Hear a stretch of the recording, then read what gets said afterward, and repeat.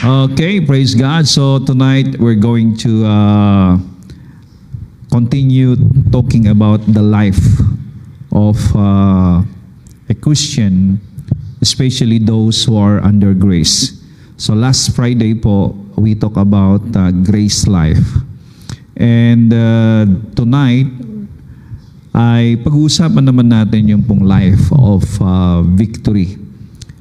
Actually, if you know your identity, if you know who you are, and you know whom you are believing for, at kung saan ka nakatayo, nakatindig sa iyo pong pananampalataya sa Diyos, you are already victorious. And you know that your victory is not about what you did, but it's all about the victory of our Lord Jesus Christ at the cross of Calvary. Kaya lang, dito po sa ating pong buhay, pananampalataya, we have a lot of battles. We have a lot of challenges. We have a lot of difficulties to overcome. And temptations, trials, testings. Pero lahat ng yan ay isa lamang po ang kanyang binabangga. Ano man pong trials, difficulties, testings coming in our lives, isa lang pong binabangga niyan, yung pong pananampalataya natin.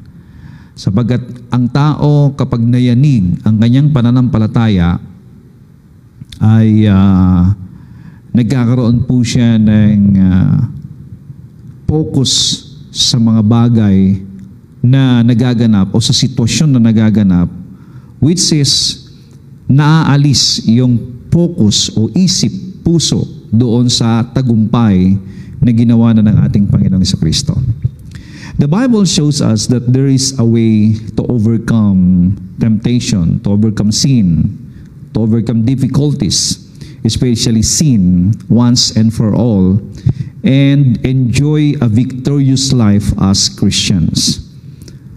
Ang gusto ng Diyos ay ma-enjoy natin ang victorious life dito po sa lupa. Not when we get to heaven, kundi dito pa lamang we enjoy victory. Kaya po yung mga taong nag-e-enjoy sa tagumpay na yan ay they love to worship God. They love the presence of the Lord. They love to testify the goodness of the Lord to people. You know, a life of victory is normal for a believer of Christ. Kung ikaw ay mananampalataya kay Kristo, normal po ang buhay na matagumpay. You're not trying to, you're not battling with any enemies, especially the devil, but you are already victorious, and that is normal. Kaya lang, alam natin kung ano ang nagpapatagumpay sa buhay po natin, mga mananampalataya. Ang sabi ng 1 John chapter 5 verse 4, this is the victory that has overcome the world. Meron pong tagumpay na nag-overcome sa mundo.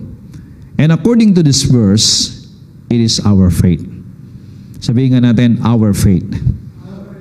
Yung pananampalataya natin kay Kristo ang siyang tagumpay natin habang tayo po'y nandito sa mundong ito.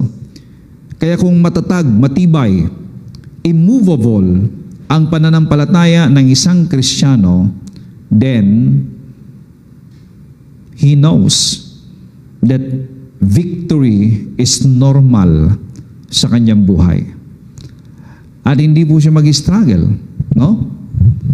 Hindi siya magkakaroon ng pag-aalinlangan at hindi siya maiaalis sa pagsampalataya sa ating Panginoon.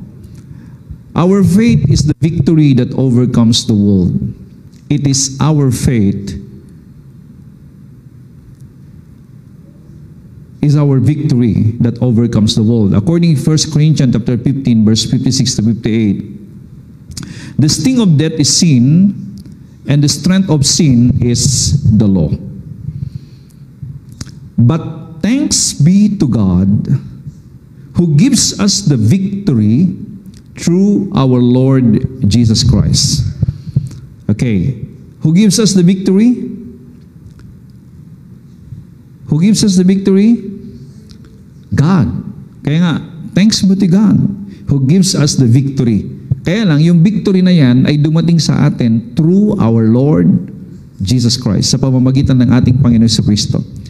Kaya nga po, ang tagumpay natin ay yung pong tagumpay ng ating Panginoon Jesucristo.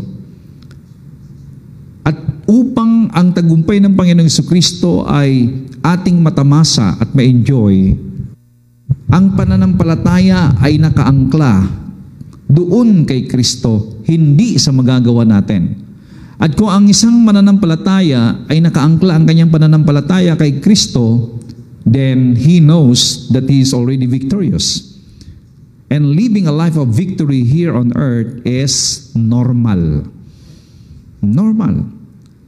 Ang dami nating dapat mapagtagumpayanan.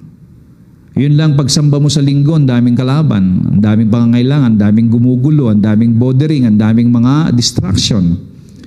Pero, yung pa lang, dapat mapagtagumpayan mo na. Ang isang Kristiyano, hindi na struggle sa kanya yung pagsamba. Kasi kung hanggang ngayon, struggle ka pa sa pagsamba, lalo kapag kaaraw ng linggo na ang mga mananampalatay nagkakatipon upang ipagdiwang ang tagumpay ng ating Panginoon sa Kristo, at hindi ka nakikisa, ibig sabihin, you're struggling on your faith.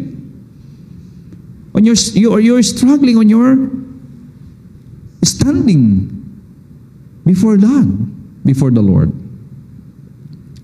Hindi mo na yan dapat problema, o hindi mo na yan dapat ibinabattle pa. Nakakalungkot po, pero maraming Kristiyano, linggo, araw ng pagsamba, struggle. Yung pagpunta sa church na maaga, gumising ng maaga, maligo ng maaga, mag-prepare ang sarili. Could you imagine, ha? I-prepare mo lang ang sarili mo para pumunta sa church, struggle pa sa'yo. Yung pagbangon sa umaga, no? Yung maagang pagbangon para sumamba sa Panginoon. Actually, dito nga sa atin, tanghali na nga tayo eh. Nagising ka, inantok ka na uli. Kaya yung iba, maagang nagising, inantok uli. Ayun, tulog. Pero alam nyo, if you know whom you are believing for and the faith of Jesus Christ in you is alive, and you are focused on the victory of our Lord Jesus Christ, hindi na yan ang pinag-uusapan ngayon. Hindi na pinag-uusapan kung pipiliin mo bang sumamba kapag magbabiblia o hindi, mananalangin o hindi, ipapatotoo si Jesus o hindi. That's no longer a problem. Kaya sabi sa verse 58, therefore, 1 Corinthians chapter 15, my beloved brethren, be steadfast, immovable, always abounding in the work of the Lord, knowing that your labor is not in vain in the Lord. Ang tagumpay at ang Kristiyanong nabubuhay sa katagumpayanan, ipinagpapasalamat sa Diyos ang kanyang tagumpay ay they are steadfast in the Lord. They're immovable. Pag sinabi pong steadfast, tuloy-tuloy. No one can stop them serving God. No one can stop them testifying the goodness of the Lord. Pag sinabi pong immovable, kahit ano pong shaking ang nagaganap sa buhay, kahit ano pong problemang dumarating, they're immovable. Hindi matitinag ang kanilang pananampalataya. Thanks be to God who gives us the victory. And those who know that they are victorious in Christ, they are always abounding in the work of the Lord. Sumasagana po sila sa paglilingkod sa Panginoon.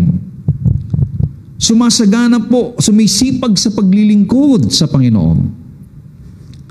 Hindi po pansarili lamang, pampamilya lamang, para lang po sa kanilang sariling kapakanan ang iniisip, kundi iniisip ng mga taong matagumpay kay Kristo, nakaangkla ang kanilang pananampalataya kay Kristo, ang mga gawain sa Panginoon. They are always abounding in the work of the Lord. And they know that their labor is not in vain in the Lord. Those who knows that they are victorious in Christ, their labor is not, they know that their labor is not in vain in the Lord. Hindi po napapawalang kabuluhan ng kanilang ginagawa sa Panginoon. Amen? Alam mo ninyo, marami pong hatak ang mundo. I tell you. Listen to lahat ng mga nakikinig po sa atin online. And I pray that every one of us will overcome whatever things that, difficulties coming into our lives. One time ako po ay nanaginip, isang umaga, bago po ako mag-live in the morning. Nagagisingan ko na lamang po. I have 2 dreams na so alive up until now, and I'm praying na lahat po ng mga mananampalataya, kasama po ako doon, ay bagamat mangyayari, at kung tiyak na mangyayari yung pong napanaginipan ko, pero we stand strong in the Lord. Una ko pong napanaginipan ay lahat po ng nakita ko po yung mga mapa sa mundo. At lahat po ng bansa ay tinatamaan po ng pula. Meron pong lumalakad na pula. Ibig sabihin po yung pula na yun ay nagpapakita po na meron pong digmaang nagaganap. At lahat po ng mga bansa na tinatamaan ng pula ay tinatamaan po ng digmaan.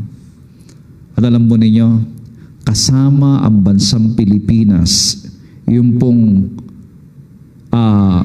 unti-unti na pumula, hanggang sa lahat po ng mga bansa sa Asia.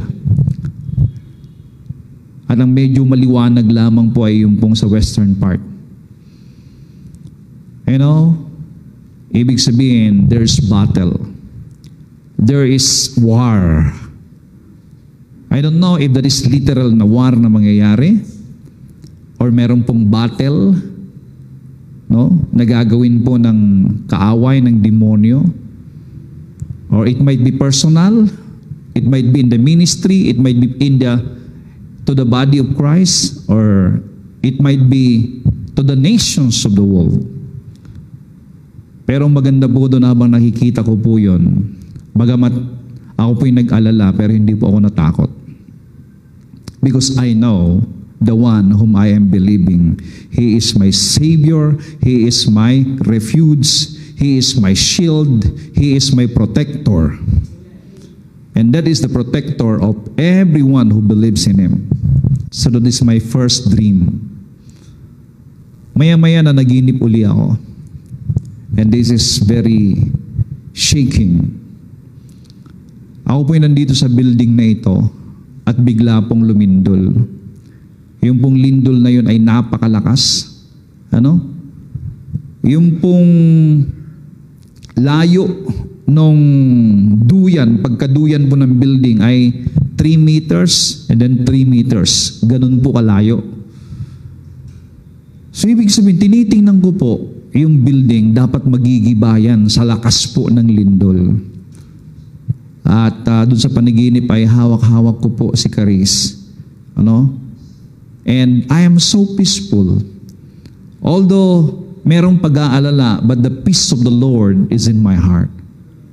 Now, natapos po yung lindol, bagamat nagkaroon po ng pagsunod-sunod pa just after that. Pero wala pong nangyari sa building na kinalalagyan. So, ibig sabihin, grabe ang protection ng Panginoon. Pero, ipinapakita po na meron pong mangyayaring mga digmaan, meron pong mga battle. It may be personal to every believer. A personal battle in their faith. Actually, kung bakit mayroong battle sa faith ng isang pananampalataya, dahil nagkakaroon siya ng focus sa iba. Hindi nagkakaroon ng focus sa ginawa ni Kristo. Kaya nga po dito po sa ating pong pangangaral, wala po tayong ibang ipinapangaral dito, kundi yung tinapos na gawa ni Kristo at si Kristo, sapagkat si Kristo ang tagumpay natin, si Kristo ang angkla ng ating pananampalataya, at yung pananampalataya kay Kristo ang siyang tagumpay ng lahat ng mga mananampalataya. You need to be strong in your faith. In the midst of any situation, in shaking, in earthquake, in tsunamis, in wars, in famines, or whatever things happening in this world, if you are strong in your faith, then you are at peace, and you know that there is someone up there, your Father in heaven, the most powerful one, has a promise that I will never leave you, I will never forsake you. Immovable. Kaya my beloved brethren, ang ganda po yung pagkasabi sa verse 58 eh. My beloved brethren, be steadfast. Be immovable, always abounding in the work of the Lord. Kay bumabagyo, kay umuulan, kay tag-init, tag-tuyot, La Nina, La Nino, whatever the situation, panahon ng kasaganaan, panahon ng paghihirap, panahon, anumang uri ng panahon, in season or out of season, abound in the work of the Lord. Always abounding. Laging nananagana. And knowing that your labor is not in vain in the Lord. So this faith is resting on and established in Jesus Christ. It is always abounding in the works of the Lord. Yan po ang pananampalataya. Ang tao pong buhay, ang kanyang pananampalataya, lalong-lalo na ang mga nasa ilalim ng biyaya, ay lalong sumisipag yan sa paglilingkod. Sumisipag yan, nag-aalab yan.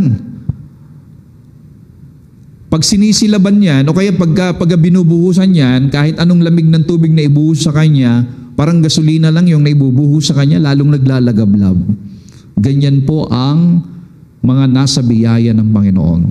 They always abounding in the works of the Lord. This faith is not relying on our own strength. We rely on the Lord. And this is the faith of those people who are under the grace of God. Victory is a free gift that we accept by faith as we abide in Him. How awesome to be able to do God's work with God's power. Abounding in Christ and abiding in Christ is always focusing on having the consciousness of what God has done and confessing what the Lord has done. Yan ang bukang bibig po natin. At yan po yung gusto ko po na ma-disciple sa lahat po ng mga nakikinig po sa atin, lalong-lalo na po ang mga taga-ever-increasing grace, upang nang sa ganon, ang pundasyon po natin ay hindi po panlabas na kaanyuan lamang, hindi po panlabas na karakter lamang, hindi po panlabas na pag-uugali lamang, kundi yung pong pundasyon ng ating pong buhay, pananampalataya ay si Kristo.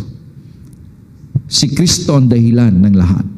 At ang pananampalataya kay Kristo ang siyang strong foundation natin, sapagkat yan po ang sinasabi ng Bible that it is our faith that overcomes the world. 2 Corinthians 2:15 says, Now thanks be to God who always lead us in triumph in Christ. Si Kristo ang laging nagbibigay sa atin ng tagumpay. Amen? Kaya nga, if we can abide in Christ, we have a victory every day. We have victory all the days, always of our lives, because He is our victory. He always lead us in triumph in Christ. Glory to God. So that is number one. Our faith is the victory that overcomes the world. And number two, God always lead us to victory in Christ. Natin, God always leads us to victory in Christ. We are an overcomer. Romans 8:37, in all these things, we are more than conquerors through Him who loved us. We are more than conquerors. In all these things, ibig sabihin, pagbabasahin po natin yung previous verse, yung mga naunang verse bago po dumating yung 37, ang sabi po ron ay maraming mga pagsubok, marami pong kabi-kabila na mga persecution, marami pong ginagawang paghamak. Pero, all these things, lahat ng yan, kahit may paghihirap, kahit may gutom, kahit walang tumanggap sa iyo, kahit walang magbigay ng papuri sa iyo, kahit walang pansin ang tao sa iyo, all these things, we are more than conquerors. At ang tagumpay natin, ibig sabihin ng more than conquerors, that is a double victory. We are victorious. Hypernikos. We are more than conquerors through Him, sa pamamagitan niya na nagmamahal sa atin. So ang tagumpay po natin ay yung pag-ibig ng Diyos sa atin. Amen? Oh, glory to God. Our victory is the love of God for us. At yan ang dahilan kung bakit po tayo nakatutok sa pag-ibig ng Panginoon, dahil ang taong nakakatanggap araw-araw ng brand new, freskong pag-ibig ng Diyos ay taong energetic, mananampalatayang energetic, Kristiyanong energetic na magpaglingkuran ng Panginoon, ipatotoo ang Panginoon. So this is the victory that positions and empowers us to defeat all kinds of tests, trials, and temptation. Ano yon? Yung love ni Lord sa atin. Sabi ng iba, wala bang ibang mensahe, puro dalang love ni Lord. Kapatid, napakalinaw po yung sinabi sa Romans 8:37. All these things we are more than conquerors through Him who loved us. Sa pamamagitan sa Kanya na nagmamahal sa atin. It is the love of God that make us overcome. Una kanina yung faith. Pangalawa yung love.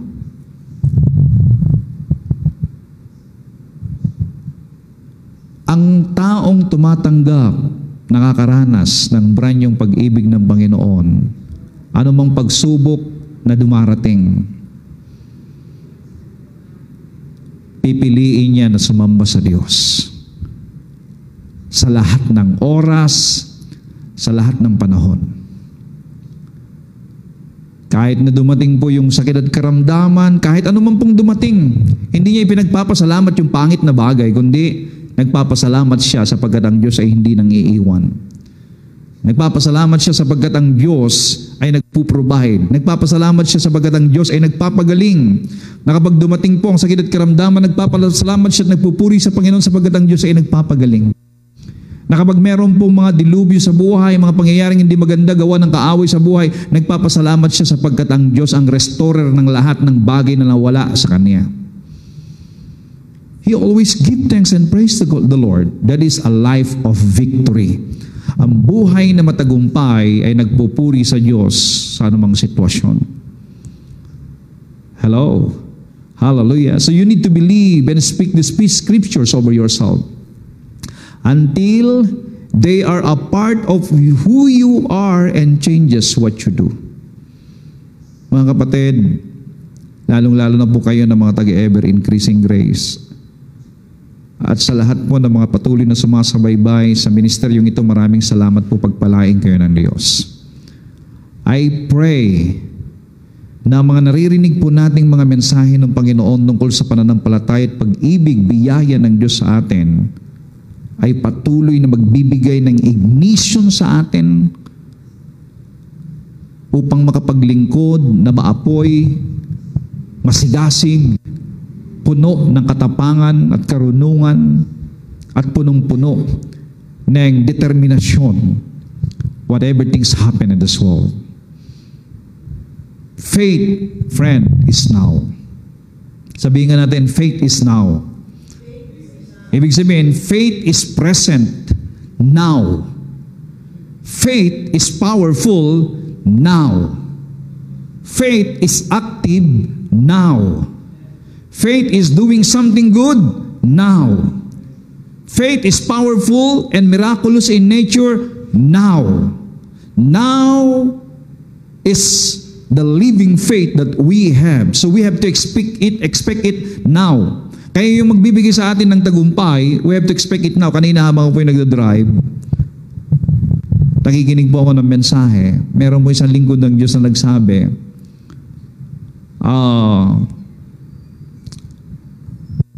dumaan sa matinding pagsubok. Sabi ko, parang pare-parehas lang kami ng patotoo.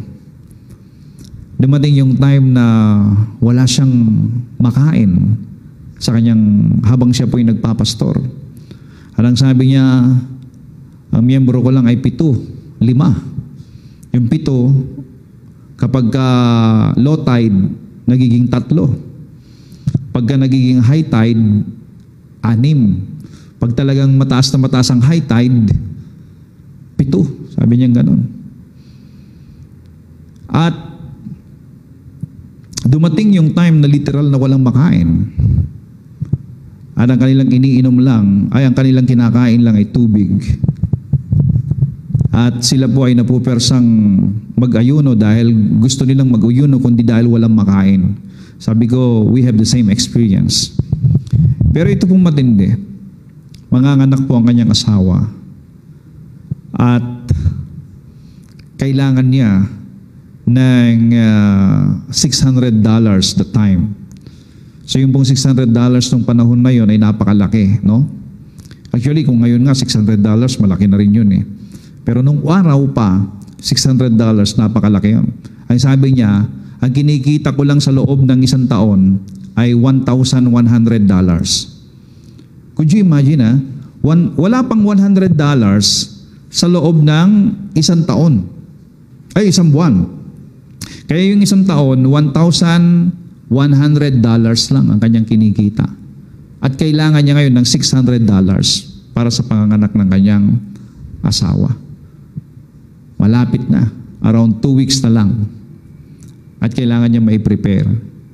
Alam po ninyo, minsan ang hirap lakaran yung pananampalataya kapag nakikita mo yung sitwasyon mo. Pero dumating po sa kanya, nagrema sa kanya yung pong binasa nating text kanina in 1 John chapter 5 verse 4 that this is the victory that has overcome the world, our faith.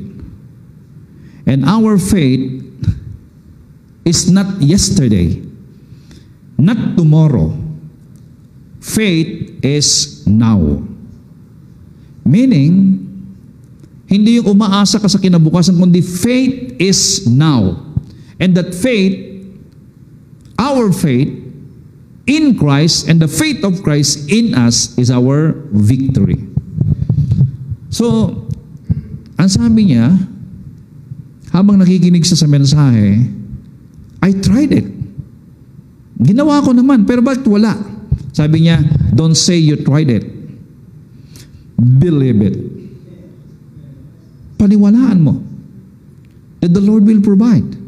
Nanalangin ako pero wala naman. Kasi kapag ka nanalangin ka, hindi mo nakikita yung resulta, nagkakaroon ka ng pagdududa, nagkakaroon ka ng pag-aalinlangan, nagkakaroon ka ng pag-worry. But you know what? Faith is now. Sabihin nga natin ulit, faith is now. Alam po ninyo, ang pananampalataya ay hindi po nagbabago ang kanyang ipinapahayag. Faith never changes its confession. When you confess that God will provide, then the Lord will surely provide. And that word, the Lord will provide, it never changes. Faith says, I am healed. Because the Bible says, I am healed. You are healed by His stripes, by His wounds. So, the word of faith, the language of faith, never change. Maaaring sinasabi ng damdamin mo, ng pakiramdam mo, the pain that you're feeling, na nararamdaman mo, ang sakit, but faith is now, and the work and the confession of faith never changes.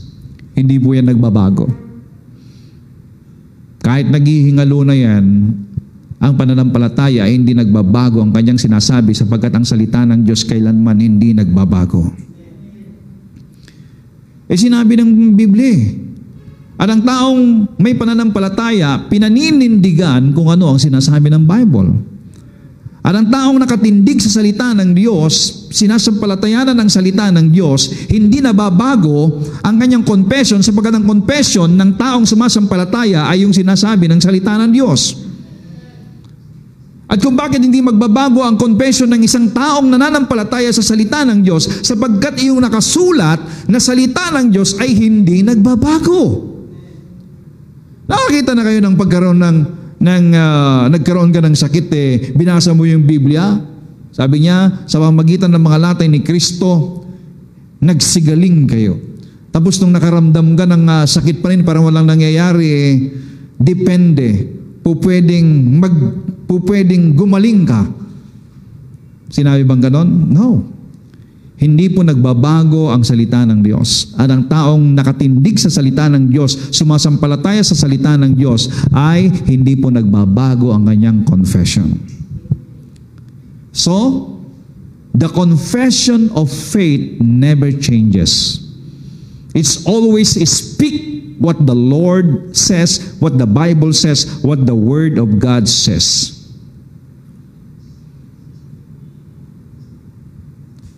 Somebody say hallelujah. Glory to God. Hallelujah. Faith is now, believe that you are victorious now. You don't have to wait for the manifestation to start believing and confessing. Ang taong sumasampalataya ay hindi niya ipinapahayag yung isang bagay dahil nakita na niyang nangyari na. Kahit hindi mo pa nakikita in the physical, you speak it because the Word of God says it. Kapag sinabing ng Biblia, kapatid, tagumpay ka, matagumpay ka. I am victorious. Many people don't live in victory because they don't see themselves as victorious. Ano ang tingin mo sa sarili mo ngayon, kapatid? Are you looking at yourself poor? Are you looking at yourself defeated? Are you looking at yourself no hope? Are you looking at yourself no future? Are you looking at yourself na walang mararating, no bis? Kung ganyan ang pagtingin mo sa sarili mo, then kung anong pinapaniwalaan mo mangyayari sa iyo. Alam po ninyo, ang taong negatibo ang pananaw at negatibo ang nakikita, kailanman hindi makapagsalita ng mga bagay na positibo. If you are a negative thinker and you don't see the reality, the living, active word and promises of God, kapag hindi mo ito nakikita, hindi mo may papayag. Kaya ang pananampalataya nagpapahayag ng katotohanan ng salita ng Diyos. Pero kapag nakikita mo, kapatid, sabihin ko sa iyo, kung anong nakikita mo, yun ang ipapahayag mo.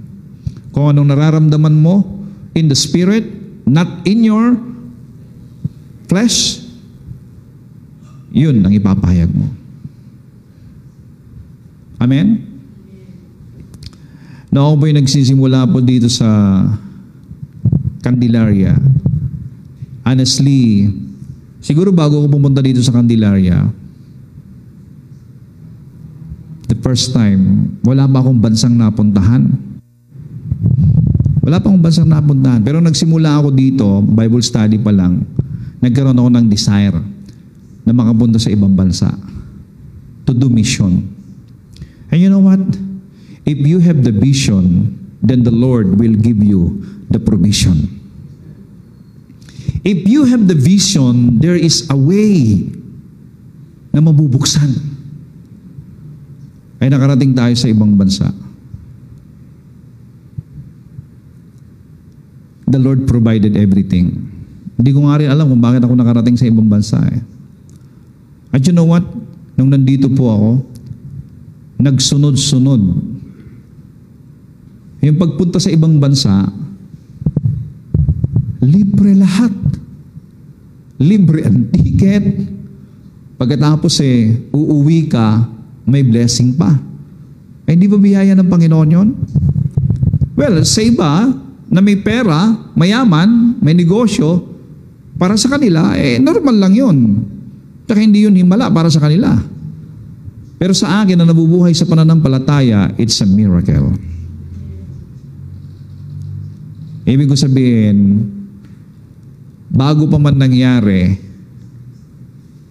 kapag ito'y nakita mo na sa pananampalataya, hindi nagbabago ang confession mo. O sinasabi ko, lahat ng panaginip ko nangyari. One time, bago ako tumuntong ng Hong Kong, hello sa lahat ng mga Hong Kong brethren natin. Nakarating ako doon, and then nangangaral ako sa tabing dagat, malapit sa ilalim ng tulay, Hindi ko alam bakit ko napanaginipan yon. And then sumunod yung pong katotohanan. Nung nakarating ako doon, pumunta ako doon hindi para magtrabaho, para mangaral ng salita ng Diyos. So nakailang ulit po tayong pabalik-balik, pero last time na pumunta po tayo, ako po yung nangaral doon sa kalye po ng Hong Kong. And then just after that, doon naman po sa tabing dagat. Kasi nagkaroon po ng fireworks display, ang dami pong mga tao. And there, may mga Pilipino pong nandoon, we share the Word of God. So ibig sabihin po, ang taong tumitindig sa pananampalataya, nakikita niya yung mga bagay na gagawin ng Diyos sa kanyang buhay at ipinapahayag niya yung isang bagay na gagawin ng Diyos at hindi po nagbabago. Amen? The manifestation will follow. If you're going to speak, the manifestation will follow. So, God always lead us to victory in Christ. Will you say that? God always lead me to victory in Christ. And then number 3 is that God is a victor, so are we. Matagumpay si Kristo, ang Diyos ay matagumpay, so ganoon din tayo, matagumpay din tayo. You were not only made righteous, but He also gave you everything that you need to live a holy life. We have His divine nature. He is a victor. As we believe on Him, we partake of His nature as a victor over all things, including sin. Alam nyo, the Lord gave us victory. And sabi 2 Peter chapter 1, 3 and 4, His divine power has given to us all things that pertain to life and godliness. Tingnan nyo, His divine power, the power, kaninong power? His divine. Not an earthly power, but His divine power. Ang kapangyarihan ng Diyos ay ibinigay niya sa atin. At ang ibinigay sa atin ay sa atin ang lahat ng bagay patungkol sa buhay at kabanalan. See? The power of God has given to us all things. Can you say that? Can you write it down? The power of God has given to me all things. It is given to you all things. Pertains to life. Ano po yung pertains to life? Lahat ng kailangan sa buhay. What do you need in life? In life, do you need money? In life, do you need health? In life, do you need love? In life, do you need whatever things you need pertains to life. Ano mang bagay na kailangan mo dito sa lupa, everything that you need pertains to life. And even godliness. Sa pamumuhay na may kabanalan, binigay sa atin ng Diyos ang kapangyarihan. Through the knowledge of Him who called us by glory and virtue. So kailangan lang magkaroon tayo ng knowledge po sa Kanya. Kaya po kinakailangan tayo po'y patuloy na nakakapag-aral, nakikinig, nalalaman. By which have been given to us exceedingly great and precious promises. See? I love that. yung pong ibinigay sa atin na promises ay exceedingly great and precious. That through this, you may be partakers of the divine nature. Oh, I love that. You are a partakers of the divine nature. You already have the divine nature. Having escaped the corruption that is in the world through lust. Kaya mga kapatid, you are victorious forever. Now, paano po tayo makapamuhay ng matagumpay, living a life of victory? You have to see yourself as a victor. Sabihin nga natin, I am forever victorious. Why you are forever victorious? You are standing on faith. And you know that God loves you. A Christian is not a sinner anymore. He is a righteous being. So bakit tayo victorious? Because you are no longer a sinner. You are righteous. Dahil righteous ka, you have all the capability and capacity and power and nature to live it out, that righteousness that you have. Kaya nga po, sa lahat ng mga mananampalataya, sa lahat ng nasa biyaya, we will exercise this righteousness that God gave unto us. If you believe you are a sinner, then it's easier to sin. And you are giving in to sin consciousness. Ang tao pong sin consciousness, walang ibang nasa isip kundi kasalanan. Puro kasalanan ang nasa isipan. Kasi sin conscious ka nga eh. But if you believe you are righteous, then you will live righteous and overcome sin. The only one and a person that could overcome sin is those people who know they are righteous. Sa Tagalog, ang tanging makakapagtagumpay laban sa kasalanan, makapamuhay ng above sa kasalanan ay yung mga taong naniniwalang sila ay ginawa na ng Diyos na matuwid. At meron na silang righteous being. So number 2, paano tayo makapamuhay na may tagumpay? Live a lifestyle of righteousness. Lifestyle of righteousness. You must know who you are. You know that you are righteous, then live a lifestyle of righteousness. Ipamuhay mo ang katwiran sapagkat yan ka. Hindi ka nabubuhay sa katwiran at gumagawa ng katwiran para maging matuwid. Nabubuhay ka at gumagawa ka dahil ikaw ay matuwid na. So you must be conscious that you are righteous in Christ. Whoever abides in Him does not sin. See? Are you abiding in Christ?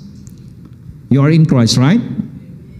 Then, whoever abides in Him does not sin. And in Him there is no sin. Whoever sin has neither seen Him nor known Him. Little children, let no one deceive you. He who practices righteousness is righteous, just as He is righteous. See? Ang taong matuwid, nagpa-practice sa mga bagay na katwiran. Ano bang ginagawa ng taong matuwid? Sumasamba sa Diyos. Gawain bang matuwid yung sumamba sa Diyos? So you are practicing yourself, praising God. Gawain bang matuwid yung magpatotoo, ipahayag si Kristo sa ating mga kaklase, sa ating mga katrabaho? Yes. Gawain ba matuwid yung magbigay, sumamba sa Diyos sa pamamagitan ng ating pananalapi? Yes. Practice righteousness. Gawain ba ng matuwid ang gumawa ng mabuti sa kanyang kapwa? Yes. Iyan lang ginagawa ng taong matuwid. Gawain ba ng matuwid ang tulungan yung mga tao na nangangailangan at mga tao na nanlulupaypay, nanghihina? Gawain ba ng matuwid na i-encourage yung taong nawawalan na ng pag-asa? Yes, that is the life of a righteous, and we, bilang righteousness ni God, we are exercising ourselves to live it out, the righteousness that God gave unto us.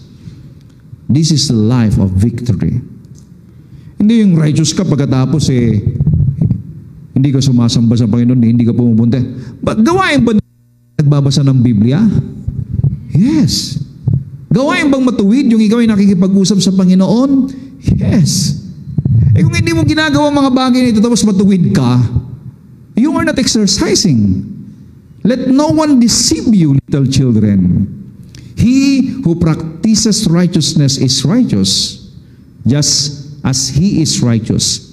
He who sins is of the devil, for the devil has sinned from the beginning. Ibig sabihin, yung pong taong nabubuhay sa kasalanan ay hindi nakakilala sa Diyos. Meaning, kahit anong gawin mo na pagpapakabuti kung wala ka kay Kristo at ang kasalanan ay nasa iyo, lahat ng gagawin ng isang taong makasalanan, kahit ito'y kaano katuwid, yan ay maruming basahan sa mata ng Diyos. For this purpose, the Son of God was manifested, that He might destroy the works of the devil. Christ came to destroy the works of the devil. Whoever has been born of God, are you born of God? Are you born of God? Are you born again? Okay. Whoever has been born of God does not sin. For his seed remains in him, and he cannot sin because he has been born of God. Ibig sabihin po, dahil ikaw ay pinanganak ng Diyos at ang buhay ng Diyos ay nasa sa iyo, hindi pwedeng apektuhan ng kasalanan ang buhay ng Diyos na nasa buhay mo. Kaya now you know, and now your mind has already been convinced, firmly believe, established in your believing that you are righteous, then practice righteousness. Practice to do righteous things. Next is we abide in righteousness. 1 John chapter 3 verse 24, now he who keeps his commandments abides in him, and he in him. And by this we know that he abides in us, by the Spirit whom he has given us. So abiding in righteousness is having the consciousness that you are righteous. And if you are conscious that you are righteous, then you are empowered to practice, exercise righteousness in life. Amen? Righteousness-conscious people are empowered to do righteous things. Sin-consciousness people are defeated and, they always do and fall in sin. Why? Yun ang consciousness mo eh. Kaya, we practice righteousness. Sabihin nga natin, we practice righteousness. 1 John chapter 2 verse 29, if you know that He is righteous, you know that everyone who practices righteousness is born of Him. If you know that He is righteous, you know that everyone who practices righteousness is born of God. Are you born of God? Then, you are practicing righteousness. Sabihin mo sa katabi mo, practice righteousness. Our spirit is born of God and is not subject to sin. So, this is not talking about a one-time sin. This is talking about living a life of sin. Anyone who is born of God and has the seed of God living on the inside should be experiencing victory in their life. Peace and joy comes when we are living out who we really are. Ang buhay na mapayapa at puno ng kagalakan ay darating sa buhay ng isang taong nabubuhay sa kung sino siya kay Kristo. Masaya ang buhay, mapayapa ang buhay, puno ng kagalakan ang buhay ng isang taong ipinamumuhay niya ang kanyang ang kanyang being, ang kanyang identity in Christ Jesus. So a pattern of sin should wave a red flag for good.